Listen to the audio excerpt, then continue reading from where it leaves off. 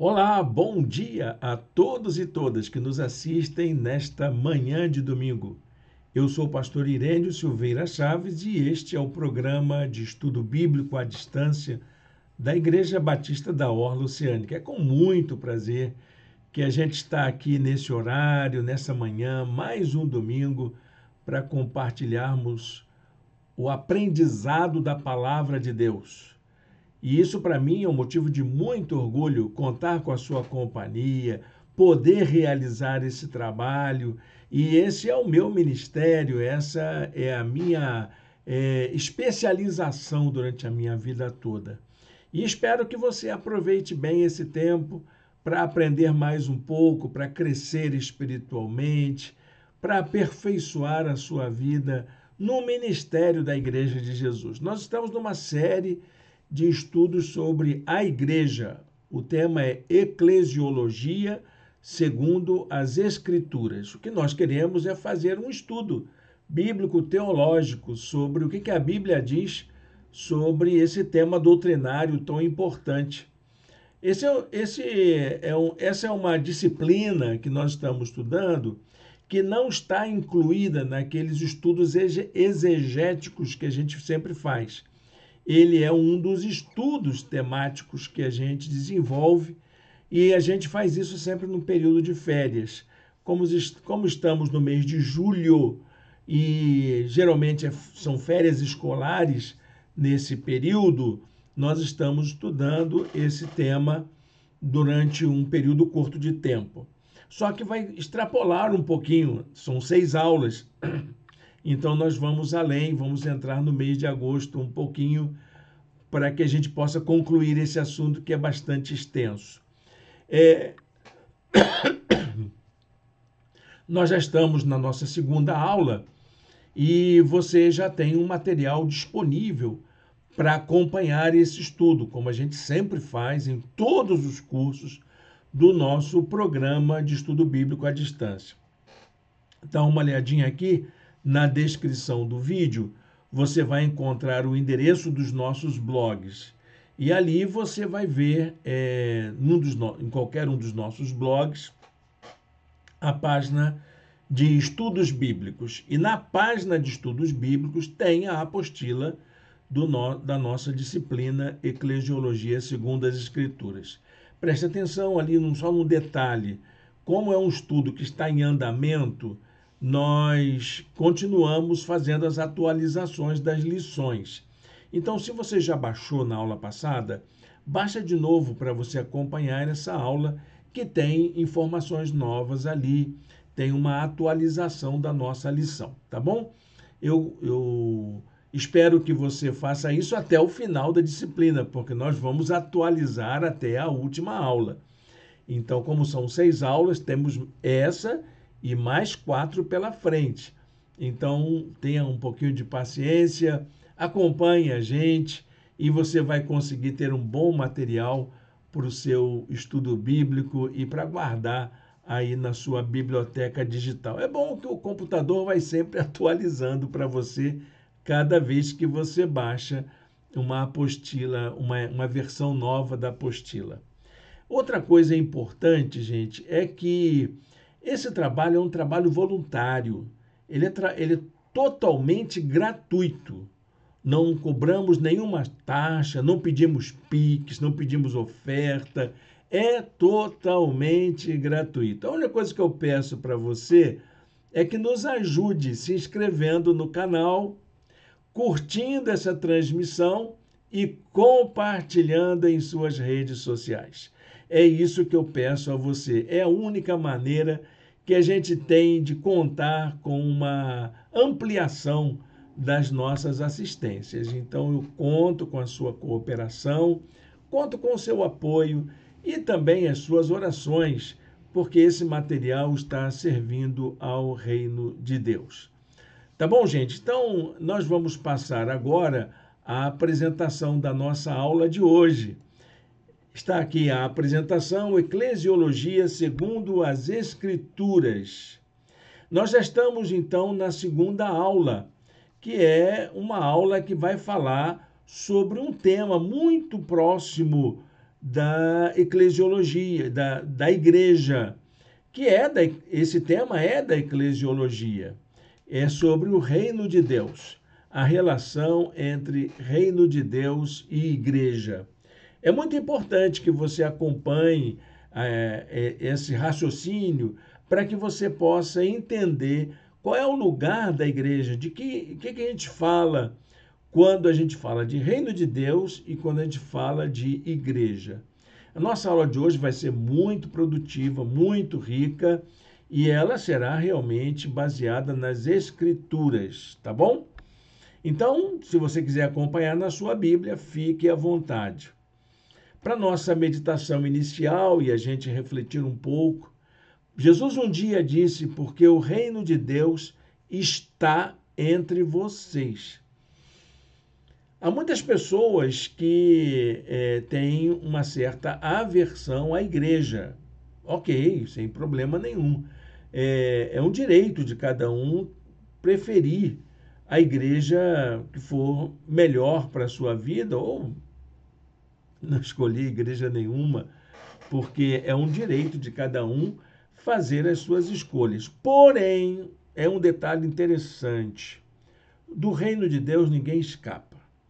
Talvez você não se enquadre numa igreja, porque as igrejas ultimamente elas ganharam perfis, né? Ganharam identidades, e isso pode excluir pessoas. Sim, pode excluir pessoas, porque há pessoas que não se encaixam naquele formato que a igreja adquiriu, ou naquela identidade que a igreja possui, ou naquela filosofia de ministério que a igreja desenvolve.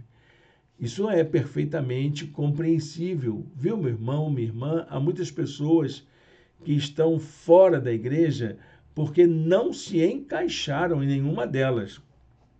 E é por isso que eu acredito que é preciso todo tipo de igreja para que haja oportunidade para todas as pessoas, para que todos e todas encontrem uma igreja que possa chamar de sua. Porque é importante isso. É importante que você encontre, que você busque, que você procure e que você ache também a igreja com a qual você se identifica. Outra coisa importante é que, embora as pessoas não se encaixem numa igreja local, numa comunidade, ela precisa encontrar, antes da igreja, o reino de Deus, que é o convite que Jesus faz. Jesus não faz nenhum convite para que a pessoa entre nessa igreja ou naquela igreja. Isso é uma escolha sua. O convite que Jesus faz é que para que você participe do reino de Deus. E aí, uma vez como participante do reino de Deus, você vai escolher aquela igreja com a qual mais se identifica. Por que isso? Porque o que Jesus veio trazer para nós não foi uma instituição, ele foi trazer uma realidade, que é a realidade do reino de Deus. É o ambiente onde Deus atua, é o espaço da ação divina, e foi isso que Jesus veio trazer para nós. Então, antes de participar da igreja, você já está convidado a participar do reino de Deus. E se você acolher o convite para o reino de Deus, com certeza haverá alguma igreja, eu posso te garantir isso, onde você se encaixe, onde você se sinta bem, onde você se sinta acolhido e acolhida. Tá bom? Deus abençoe a sua escolha, Deus abençoe a sua procura. Fazer parte da igreja, meu irmão, é a coisa mais importante que a gente faz na nossa vida. Ter uma igreja para a gente servir ao Senhor, ter uma comunidade de fé para a gente fazer a nossa adoração, a nossa comunhão, exercitarmos o amor fraternal. Isso é muito importante para a nossa jornada como cristãos e cristãs no mundo. E é sobre isso que a gente vai falar hoje. A nossa aula de hoje é sobre o lugar do reino de Deus na nossa experiência de fé. Bom, já se inscreveu no canal? Já curtiu a transmissão? Já compartilhou esse link com os seus amigos? Então, se você já fez isso, vamos embora. Se não fez, dá tempo de fazer antes da gente começar a nossa aula, tá bom? Eu já vou passando aqui algumas informações, e enquanto isso, você vai acionando aí os botõezinhos, que é tão rápido, tão fácil, tão simples, que você vai conseguir fazer isso rapidamente. Muito bem, pessoal. Nós vimos na aula passada que a igreja é uma assembleia. É uma assembleia formada por pessoas que foram convidadas por Jesus para fazerem parte do seu projeto. E esse convite de Jesus é um convite amoroso, um convite de amor, que não exige da gente nada extraordinário. Jesus ensina a gente a ser pessoas melhores. Todo o ensino de Jesus é isso. Tudo que Jesus ensinou, ele viveu, ele colocou em prática. Ele não pediu nada além do que ele fez como Filho de Deus no mundo. Ele pediu que a gente, pelo menos, o imitasse. Olha, não dá para colocar em prática literalmente o meu ensino. Faz como eu fiz. Seja o meu imitador. Me imita, porque pelo menos assim você já está fazendo uma grande coisa. Que a base do segmento de Jesus é exatamente isso. É a imitação de Cristo. Então, é um detalhe importante para você prestar atenção. Ser igreja é isso. É esse coletivo de pessoas que tem em comum ter acolhido o convite amoroso de Jesus.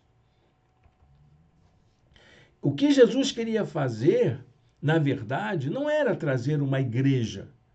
A igreja que é consequência desse projeto de Jesus. O que ele quis trazer foi o reino de Deus. Jesus trouxe o seu reino para o mundo, o reino do seu Pai, o reino de Jesus, o reino dos céus, ele trouxe ao mundo. E ele consumou o reino quando realizou aqui. E aí falta ainda um detalhe a mais, que é quando ele voltará. O reino de Deus é essa realidade que envolve tanto a nossa vida como pessoas, como também a nossa relação com a eternidade.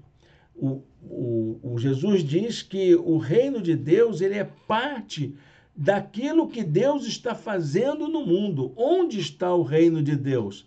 Muita gente pode até dizer, está aqui, está ali, a minha igreja é melhor, aquela igreja tem mais valores do reino, mas tudo isso é falso, porque o que é verdadeiro é o que Jesus disse. O reino de Deus é a realidade do Deus presente entre nós. O reino de Deus está entre nós, ele está perto, ele veio fazer isso, ele é chegado a nós. E aquilo que a palavra de Deus aponta é o fato de que todo aquele que participa na igreja, todo aquele que comunga da fé, que participa como membro da igreja, deveria ser, primeiramente, participante do reino de Deus. Pode ser que tenha gente na igreja que não é do reino de Deus? Pode. Sabe por quê? Porque igreja não é reino de Deus. Uma coisa é reino de Deus, a outra coisa é a igreja. Então, tem muita gente que está na igreja e que não pertence ao reino de Deus. Agora, toda pessoa que participa do reino de Deus está em uma igreja. Qualquer uma, não precisa ter rótulo. Basta ter uma comunhão, onde houver 2 ou 3 reunidos, o Senhor ali está. Então, essa realidade do reino de Deus, ela é importantíssima para a nossa experiência de fé. A primeira decisão que a gente faz na nossa vida é a de acolher o convite de Jesus para participar do seu reino. O que é o reino de Deus? O reino de Deus é o domínio do Senhor sobre as pessoas. É a maneira como Deus governa a nossa vida, como Ele dirige os nossos passos, como Ele nos orienta. E a igreja, o que é? A igreja é a comunidade daqueles e daquelas que vivem os valores do reino. O que é que você deve encontrar na igreja? Os valores do reino sendo praticados. E quais são os valores do reino? Justiça, paz, amor, alegria, comunhão, misericórdia, graça, tudo isso que diz respeito à vida com Cristo, à vida de fé. Isso é o reino de Deus.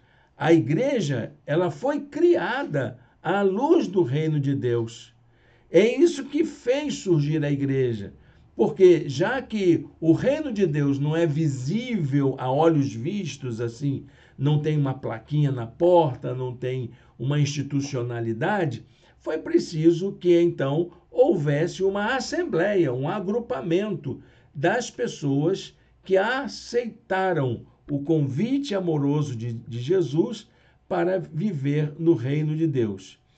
Então, só para você entender, anota aí, toda a igreja, a realidade da igreja no mundo foi criada à luz dessa proposta do reino de Deus, que é resultado da manifestação do reino de Deus presente entre nós. Então, eu diria para vocês que uma das características principais da igreja é ser proclamadora do reino. A igreja dá a boa notícia de que o reino de Deus já existe. Essa notícia alvissareira de que nós temos uma nova dinâmica, uma nova proposta de vida, uma nova relação com Deus baseada na proposta do reino de Deus. E essa igreja, por ser proclamadora, ela também é uma agência do reino de Deus. Ela promove o reino.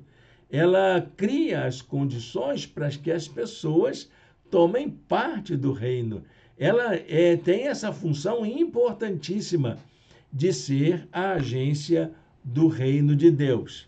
E como agência do reino de Deus, a igreja, entre tantas coisas que ela deve fazer, sua mensagem profética, seu acolhimento, sua maneira de tornar a graça de Deus presente, ser o canal das bênçãos divinas para as pessoas, ser porta-voz do projeto salvífico e libertador de Jesus. Além de tudo isso, a igreja aguarda a segunda vinda do Senhor em glória. Ela está esperando isso.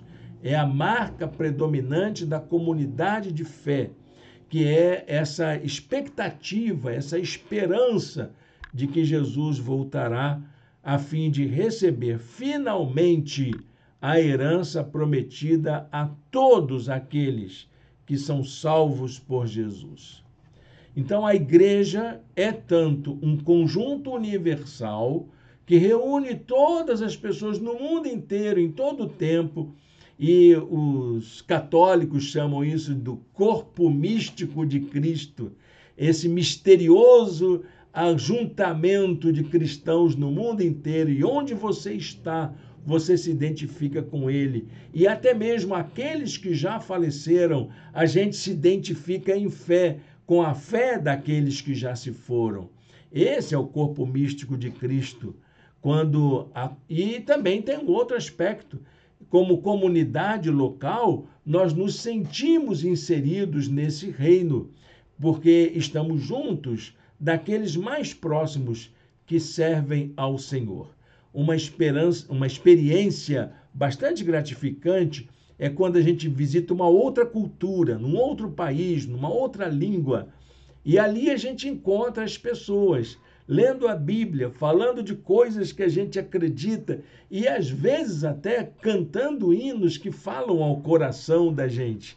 A nossa experiência de oração, quando se aproxima, quando a gente se une em oração, isso faz uma unidade maravilhosa. É isso que é o reino de Deus. É isso que faz com que a igreja se torne essa agência do reino de Deus.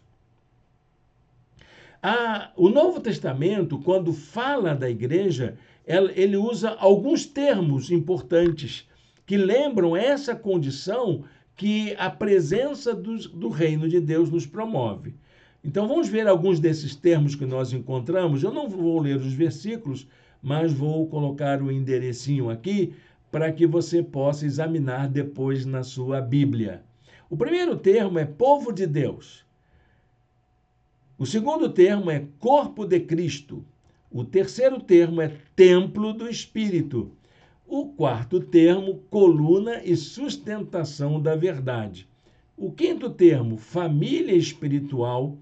E o sexto termo, rebanho de Deus.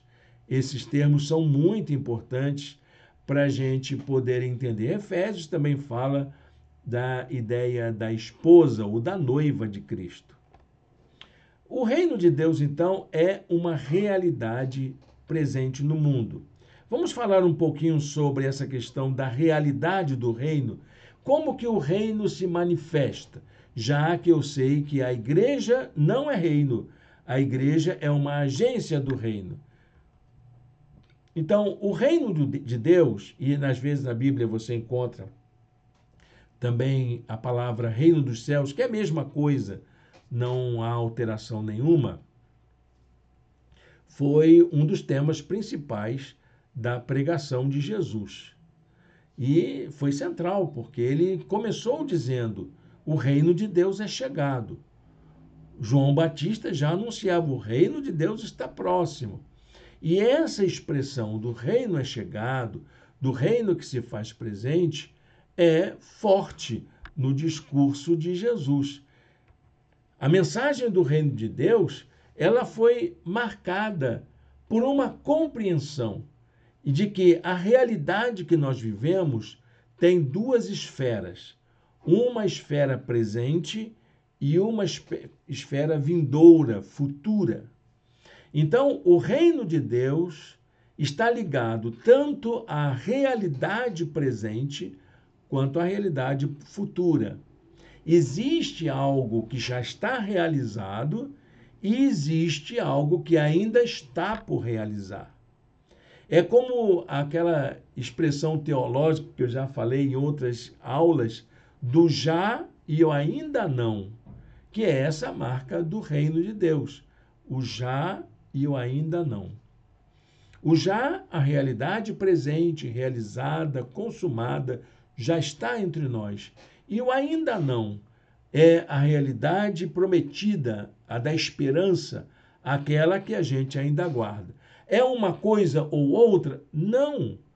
Tudo que diz respeito ao reino de Deus está marcado tanto pela realidade presente quanto pela realidade futura. Veja só, o futuro deve ser compreendido à luz do presente. Então, por exemplo, se eu tenho a promessa de alegria no futuro, de vida eterna, o meu presente já é marcado por isso. Isso é importante a gente entender, que todas as promessas de Jesus para o futuro já são antecipadas na nossa experiência de fé hoje, como dizia o antigo hino do cantor cristão. Só isso é céu para mim, já é céu. Só eu saber que lá eu não vou sofrer, que lá não haverá dor, que lá eu serei liberto de tudo, que lá eu experimentarei a eternidade.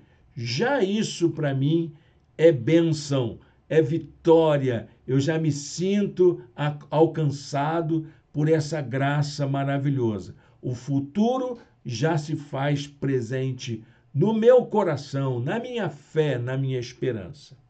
Mas também o presente deve ser compreendido na perspectiva do futuro.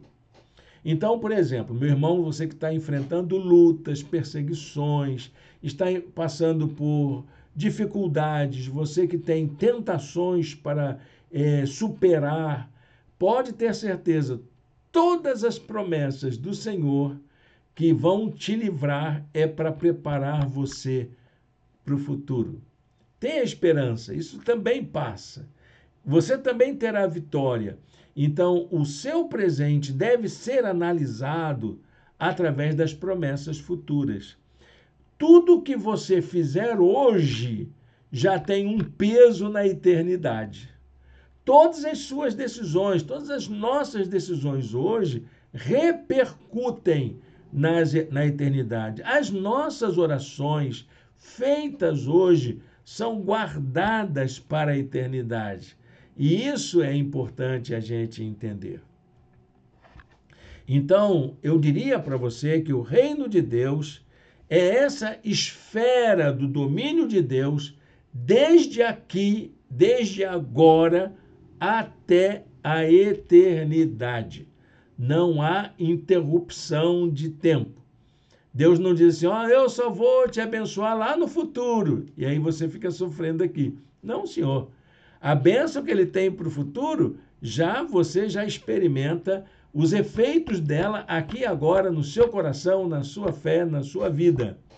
A bênção de Deus também não é só para o aqui e agora, para te livrar somente da tua dívida, quitar o seu cartão de crédito, te arrumar um emprego novo. Não, é para o seu futuro também.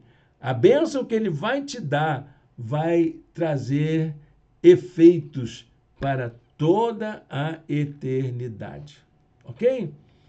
Então, quando a gente se refere ao reino presente, podemos entender que essa manifestação do poder de Deus entre os homens é algo real que está acontecendo.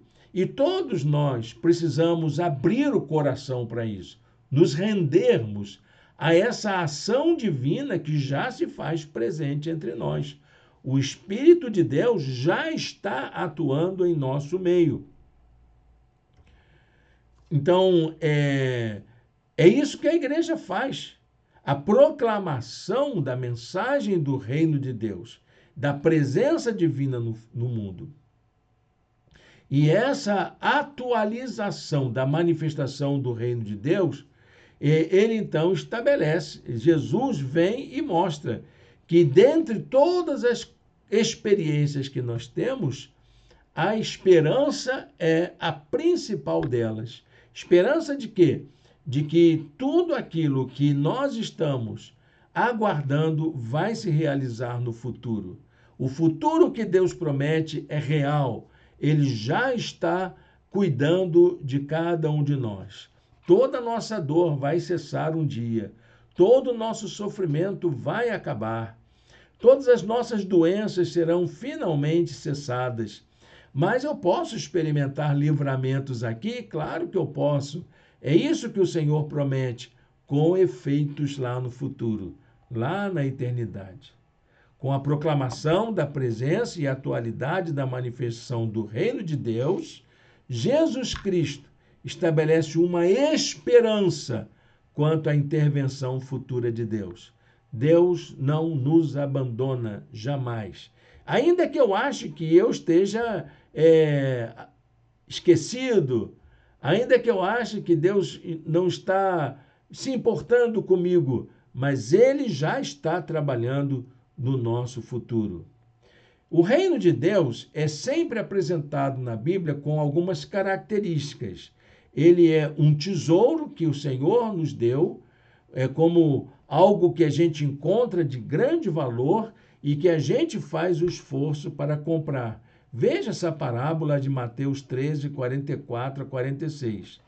O reino de Deus também é um presente aos mais humildes, aos pequeninos, às crianças. O reino de Deus é deles. Jesus falou isso aos seus discípulos. E o reino de Deus também é uma prioridade. Lembra desse versículo de Mateus 6,33? mas buscai primeiro o reino de Deus e a sua justiça. Você sabe, meu irmão, minha irmã, que temos muitas necessidades e às vezes a gente quer fazer com que as coisas aconteçam do nosso jeito. E a palavra de Deus diz que a primeira decisão mais sábia é buscar o reino de Deus na nossa vida. E Jesus acrescenta: todas as demais coisas nos serão acrescentadas. Jesus nos convida, então, para tomarmos parte do seu reino, como quem convida alguém para participar de um banquete, de uma festa. Você vai encontrar essas expressões lá em Mateus 18, 22, Lucas 14.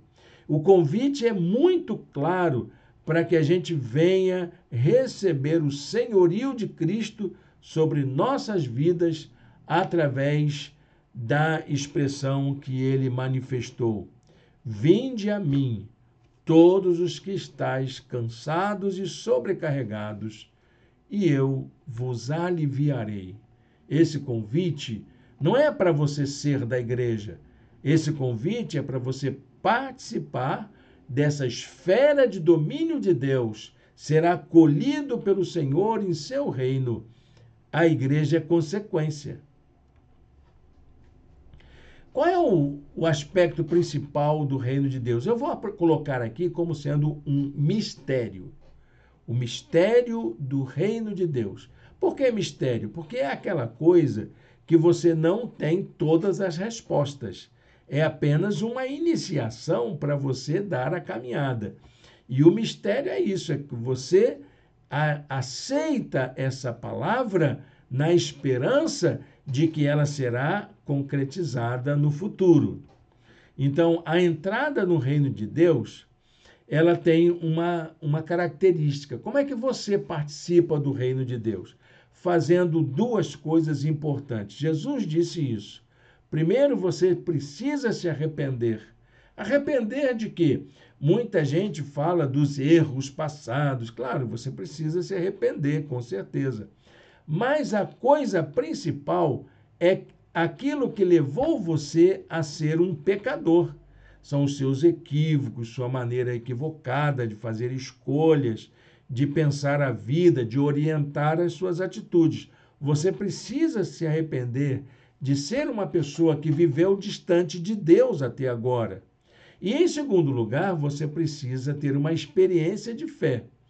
Confiar que a proposta de Jesus é a melhor para a sua vida.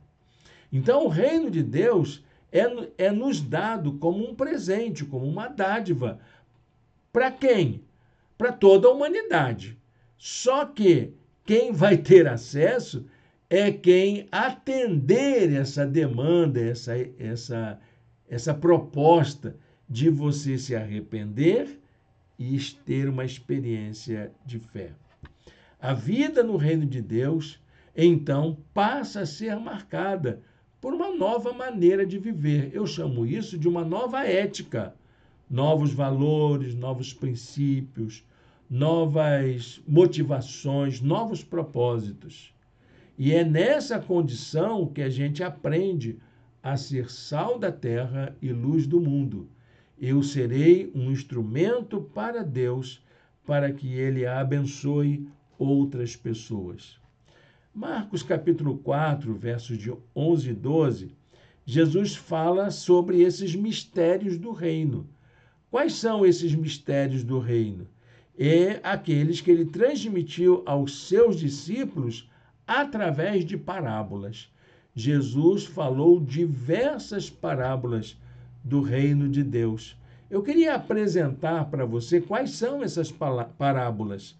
Eu não vou poder falar de todas elas, mas você pode examinar depois na sua Bíblia, é só pegar a apostila, dar uma olhadinha lá no seu estudo, é o seu dever de casa para hoje. Você vai encontrar, por exemplo, a parábola dos solos, que apresenta a proclamação de Jesus e a manifestação do reino de Deus a todos os homens. Sabe qual é a parábola dos solos?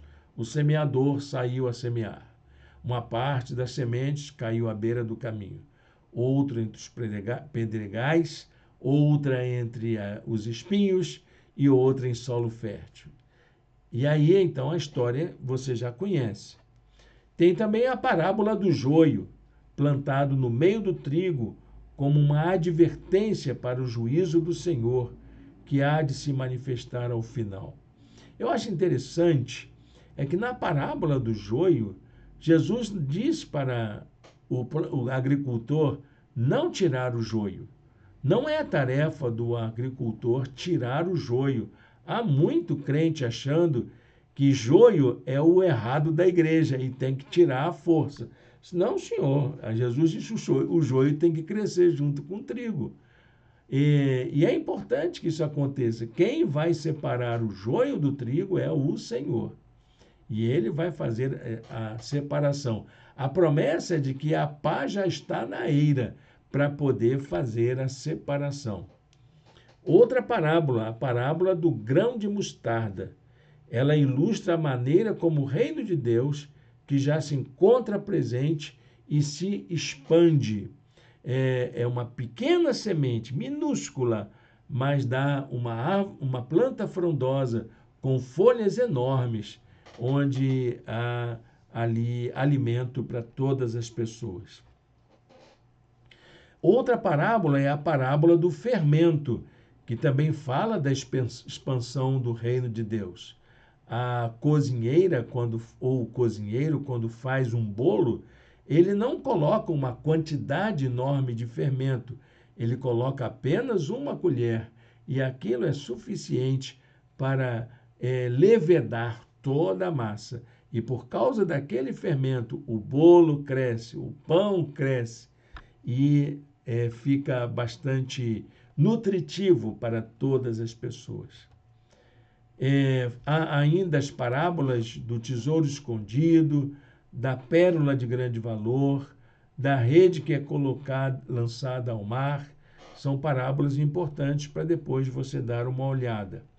E tem a parábola da espiga de milho, a espiga de trigo, aliás, de milho não, a espiga de trigo, em que um homem lança a sua semente e, com o passar dos dias, a mesma semente germina, cresce, sem que se saiba como, dentro de um processo natural.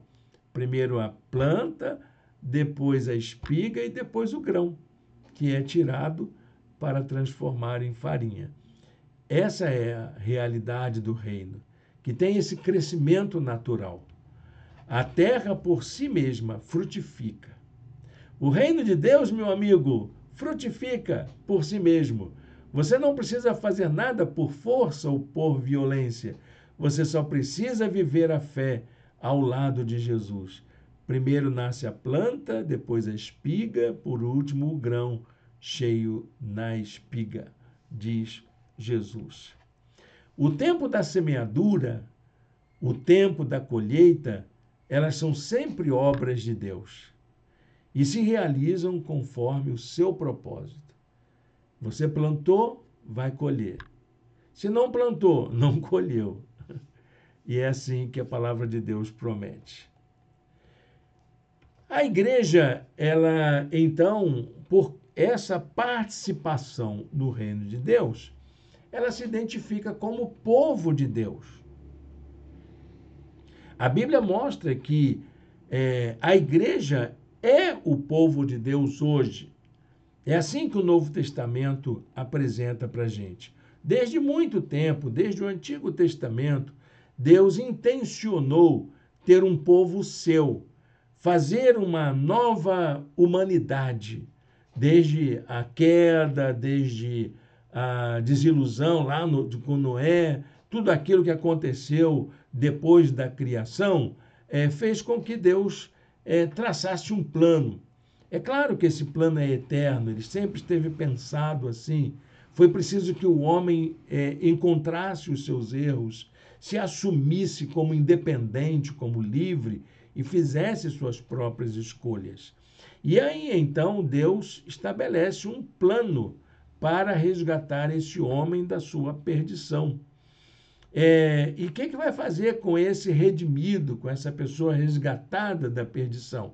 Vai ser parte de um povo que vai ser cuidado pelo Senhor. O que é o povo de Deus? É esse grupo, esse contingente da humanidade formada por aqueles e aquelas que acolhem o chamado divino para viver em comunhão com Deus, para agirem conforme a vontade de Deus. É isso que é povo de Deus. O povo de Deus é o conjunto das pessoas que aceitaram esse convite amoroso do Senhor. Na história do povo de Deus, os hebreus são as primeiras expressões do povo de Deus, uma civilização inteira que foi formada, e isso se deu a partir do chamado de Abraão. Deuteronômio, capítulo 7, 6, diz assim: pois vocês são um povo santo para o Senhor, o seu Deus. O Senhor, o seu Deus, os escolheu dentre todos os povos da face da terra para ser o seu povo, o seu tesouro pessoal. Entende isso, gente? O povo hebreu foi chamado por Deus para ser o povo de Deus. Para sempre? Não. Não. Houve um momento. Esse povo era uma preparação para o que Deus estava já ajeitando para o futuro. Primeiramente, ele chama Abraão, dá a ele uma promessa de formar uma aliança. Gênesis 12, 2 diz: farei de você um grande povo e o abençoarei. Tornarei famoso o seu nome e você será uma bênção. Ele diz: em ti serão benditas todas as famílias da terra. Você vai abençoar todo mundo. A ideia do povo de Deus é isso. Não é para ser um povo privilegiado, mas para ser um povo que abençoe a humanidade toda. Então, como povo de Deus, os descendentes de Abraão, que é o povo de Israel, se constituem como nação com base nessa aliança de servir ao Senhor. Há uma aliança mesmo. Qual é a aliança? Cada parte tem um compromisso. O povo de Israel tinha o compromisso de servir ao Senhor como testemunha da bondade e do amor divino e como uma espécie de mediadora da promessa de uma nova aliança que viria. Essa aliança já foi dita já na Bíblia como a promessa inicial. A promessa futura, a promessa última, ela seria definida após a realização da primeira. Êxodo capítulo 19 diz assim: agora, se me obedecerem fielmente e guardarem a minha aliança, vocês serão o meu tesouro especial entre todas as nações. Embora toda a terra seja minha, vocês serão para mim um reino de sacerdotes e uma nação santa. É isso que Israel deveria ser. Só que tem o seguinte: esse povo não obedeceu, esse povo não atendeu, e o Senhor, então, prepara essa nova aliança. Estão chegando os dias, diz o profeta Jeremias, declara o Senhor, em que farei uma nova aliança com a comunidade de Israel e com a comunidade de Judá. Eu vou chamar todo mundo e vocês, já que vocês não obedeceram o pacto primeiro, a primeira aliança, vamos para a segunda. E a segunda, minha gente, inclui todo mundo. Dessa nova aliança nasceria um novo povo. E sobre esse povo, Deus iria derramar o seu espírito. Olha o que o profeta Ezequiel diz: porei o meu espírito no interior de vocês e os levarei a agir segundo os meus estatutos e a obedecer fielmente às minhas ordenanças. Vocês habitarão na terra que dei aos seus antepassados. Vocês serão o meu povo e eu serei o seu Deus. Promessa divina da nova aliança. Essa nova aliança é lembrada lá no Novo Testamento, Hebreus capítulo 8, verso 10, quando diz que foi em Jesus que essa aliança se cumpriu. Essa promessa se cumpriu na pessoa de Jesus de Nazaré, como o crucificado de Deus. Jesus falou que foi o seu sangue que assinou a nova aliança, conforme afirmou Jesus durante a última ceia de Páscoa com os seus discípulos. Ele disse: este cálice é a nova aliança no meu sangue, que é derramado em favor de vocês. Toda a humanidade é convidada, então, a participar desse novo povo de Deus, a fazer parte dessa nova aliança, que vivencia a realidade do reino de Deus e seus valores e recebe o cuidado divino como sendo filhos de Deus e filhas de Deus. Então, é essa nova aliança com a qual a igreja está envolvida. A igreja é a expressão do povo da nova aliança. A marca principal desse povo novo, desse povo da nova aliança, é a vida em comunhão. É também uma disposição de ser enviado por Deus para realizar a missão dele no mundo. Vamos falar mais à frente sobre a missão de Deus, a Missio Dei, que é uma tarefa da igreja. Mas não será nessa aula, será nas próximas aulas. Então, a igreja, ela se constitui povo de Deus. É o povo da nova aliança. Nós que fazemos parte da igreja de Jesus, somos o povo da nova aliança. Não importa qual seja a sua cor denominacional, se você é um cristão, acolheu o convite de Jesus, faz parte da comunidade dos salvos, você é parte da nova aliança, você participa dela. O Senhor aliançou-se conosco. Então, essa definição, ela vai ter implicações universais, porque onde tiver alguém professando Jesus como Senhor, ele é membro da nova aliança. E se ele participa da nova aliança, ele é a igreja de Jesus, essa igreja misteriosa, mística, que faz parte do projeto divino.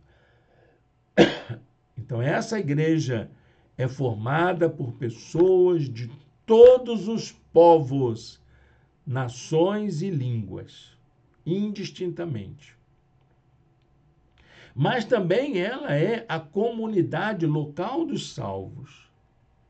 Então, ela tem implicações universais e tem implicações salvíficas, porque alcança as pessoas, cada uma delas, na sua individualidade, nas suas necessidades existenciais como pessoa. O que é que está te fazendo sofrer?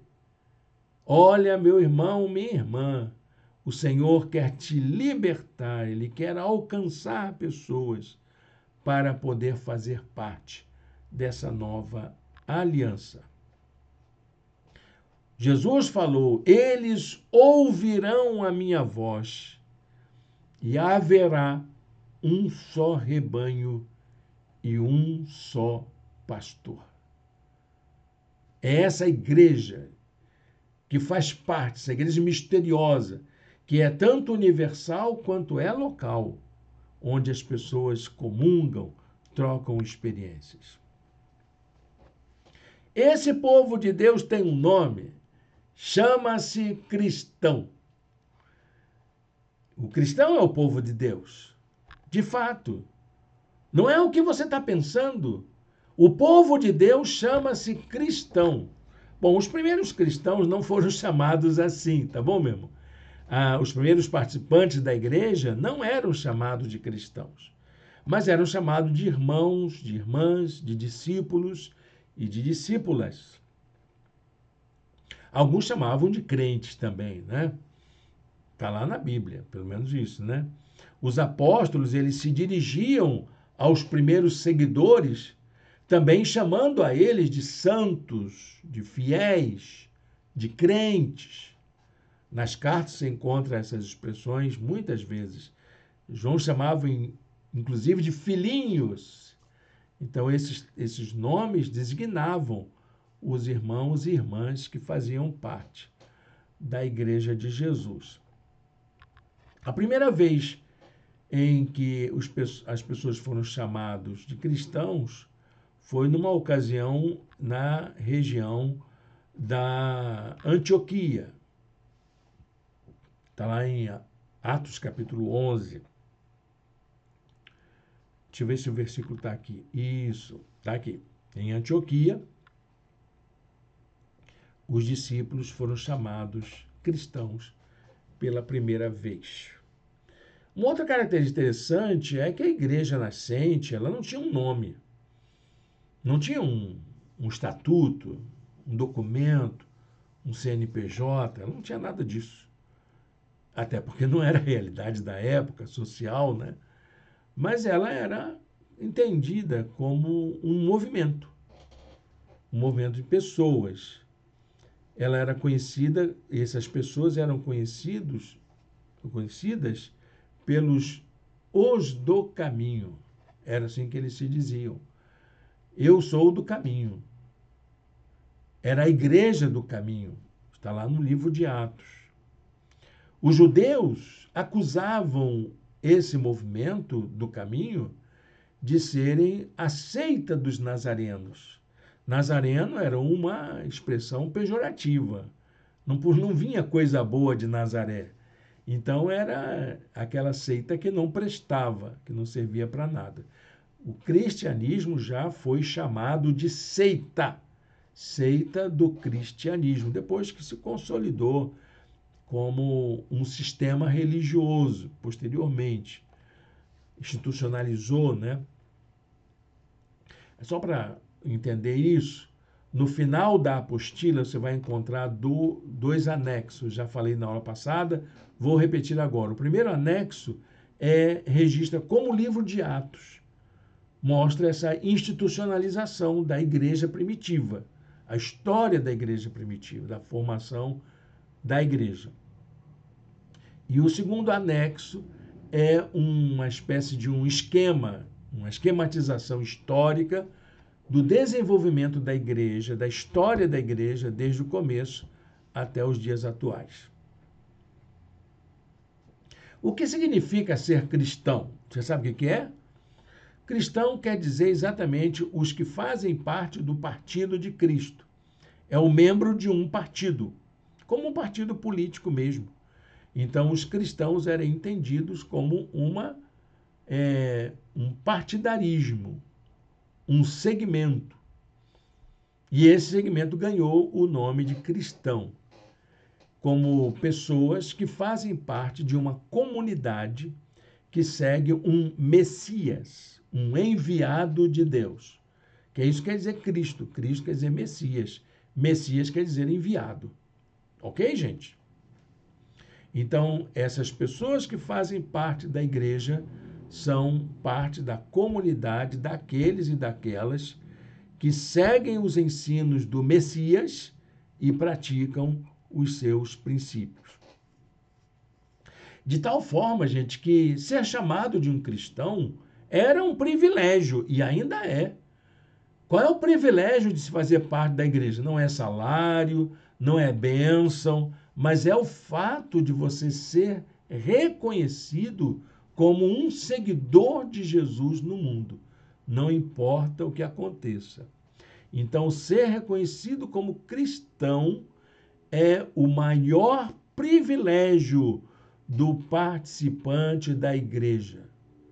Não é você ter um cargo na igreja, é o fato de você pertencer ao corpo de Cristo.